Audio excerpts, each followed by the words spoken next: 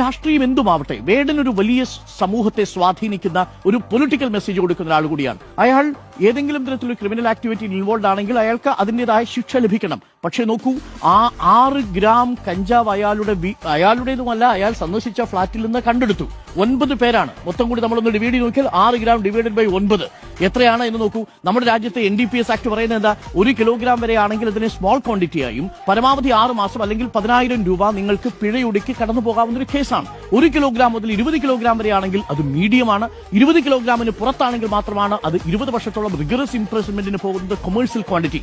നോക്കൂ, 100 കണക്കിന് കിലോ കഞ്ചാവ് കേരളത്തിലേക്ക് ട്രാൻസ്പോർട്ട് ചെയ്യപ്പെടുന്നുണ്ട്. എവിടെ നിന്നാണ് പ്രധാനമായിട്ടും വരുന്നത്? ഒഡീഷയിൽ നിന്ന്, ആന്ധ്രാപ്രദേശിൽ നിന്ന്, തെലങ്കാനയിൽ നിന്ന്. അതേസമയം മെറ്റാഫിത്തമിനും MDMA അടക്കമുള്ള മാരകമായ സിന്തറ്റിക് ഡ്രഗ്സ് വരുന്നത് എവിടെ നിന്നാണ്? ബംഗളൂരുവിൽ നിന്ന്, ഗോവയിൽ നിന്ന്.